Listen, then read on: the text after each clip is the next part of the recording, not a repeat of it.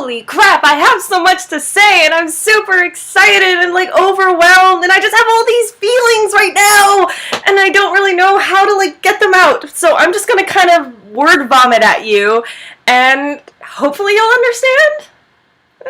Anyways, so last night I got an awesome amount of feedback on my video, which I totally feel so well, not really appreciated.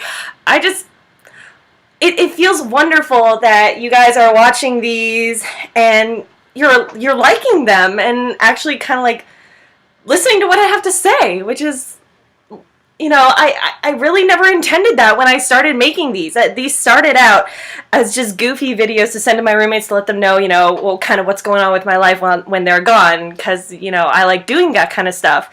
And they kind of evolved into this awesome sort of mini project of mine.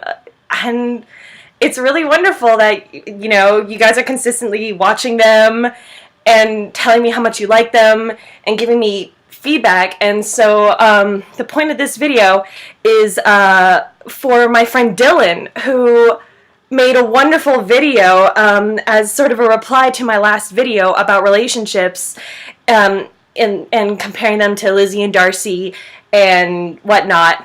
And he made a wonderful video that really expanded on some of my ideas that I put out there in my last video.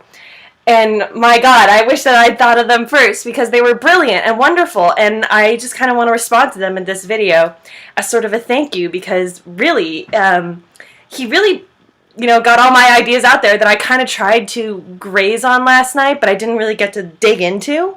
I'm kind of laughing because I don't think Dylan realized that Colonel Brandon and Darcy are from two separate Jane Austen books. I hope he does, because I was watching the video and wondering, like, does he know that they're from two separate books? Because I definitely didn't say in my last video, Colonel Brandon and Marianne are from Sense and Sensibility, whereas Lizzie and Darcy are, of course, from Pride and Prejudice. First of all, he poses this wonderful, wonderful idea of timetables in relationships. How some people, like a girl, will say, I want to have a family and be married by the time I'm 28. Or they say they're 25. And that's a really restricting timetable. Because when you think about it, say I said that right now. I want to have a family by the time I'm 25. I'm 21 years old. That means that I have to meet my future husband, like, now. I have to meet him now so that we can date for at least a year. And then I'm the kind of person who wants to move in with a guy before I get married. You know, some people don't agree with that. I personally, I just, you know, kind of want to move in with the guy so I know how we can live together and coexist. And so I would have to do that, and I want to live with him for like a year, maybe a year and a half. And so by that point, I'd be, what, 23? Then we'd have to get married, like, right away so that we can get busy on the baby making right away. Now, I'm the kind of person who likes to spend time with, you know, my significant other.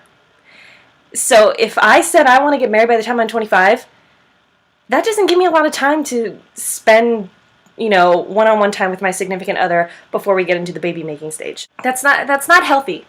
I don't see how that could work out for me, because I wouldn't have any time to explore our marriage and what it's like to be a husband and a wife and have to deal with bills and living together and, you know, building up money, maybe buying a house.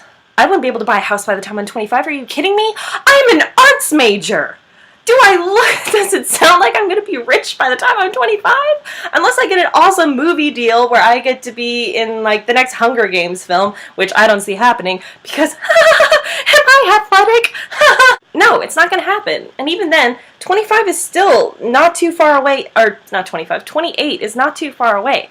I'm not going to have enough time to build a successful relationship with my husband and start a family in that time frame. It's really constricting, and there's no room for romance. And I think a huge part of romance really is letting it take its time instead of following a strict timeline set out. It doesn't have to be, you get a crush on someone. One of the two, you asks the other person out. You go on a first date. You maybe have your first kiss, you hold hands and hug, Eventually, you sleep together. Eventually, you introduce him to the family, change your Facebook status to in a relationship, and then, you know, from there, move in together, get jobs, start bringing in an income. He proposes, or you propose to him. Hello, this is the 21st century. Women can propose to men. And then you get married, and then you start a family. It doesn't have to be that way, guys. There shouldn't be a timeline in your relationships. I mean, there can be, but don't let it be so strict that there's no room to really take your time to fall in love and get to know each other as people and as a couple. And really, that's the fun part. That's the part that, you know, makes you giggle when you see their name show up on your phone, or when they show up unexpectedly after you get out of class and they've got your favorite drink, or they know exactly what to say when you're upset. Those are the things that really help create strong relationships. They may be small things, but all those small things really build up into this big, beautiful thing. And it really is a wonderful experience. And by creating this timeline, you don't really get to experience that. At least, you know, not before you start a family. And by the time you start a family, your focus is on your child. You know, there isn't going to be a lot of time for yourself and going on dates and romantic outings and whatnot, because you have another person to care for that is your responsibility. And so I really wanted to touch on that because Dylan, he lays out these timelines better than I probably just did. He did a wonderful job explaining it, and I thought it was wonderful because it shouldn't be a timeline. He also talks about pain and getting hurt. And as much as you want to avoid getting hurt or feeling any pain, you learn from those experiences. When people try to minimize your pain, they're doing you a disservice. And when you try to minimize your own pain, you're doing yourself a disservice. Don't do that. The truth is that it hurts because it's real. It hurts because it mattered. And that's the important thing to acknowledge to yourself. But that doesn't mean it won't end. It won't get better. Because it will. John Green said that in one of his videos, and it's true.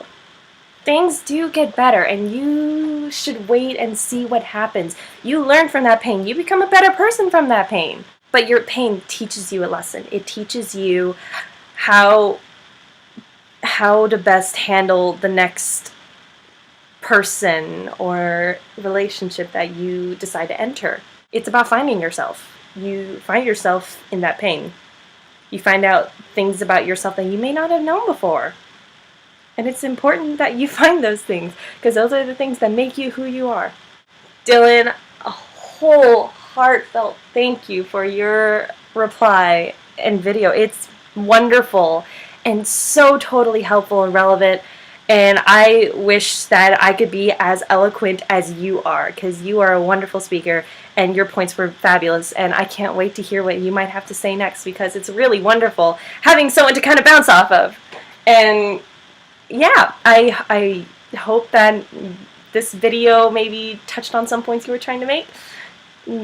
Tried at least, because you made some really good points. I don't know how to follow up to that because it was really fantastic. And so I want to thank you so much for your wonderful reply. This is mine. I hope you liked it. I hope everyone who watches this liked it, and I hope maybe you took something away from it. Pardon my appearance. I got so excited about Dylan's video that I just had to get my ideas out right away. And so I'm kind of in my pajamas with my hair not done from the shower. So pardon my appearance, and pardon for my word vomit that I may have done throughout this video. I was just very excited, and I hope you enjoy, and I hope you all have a wonderful day.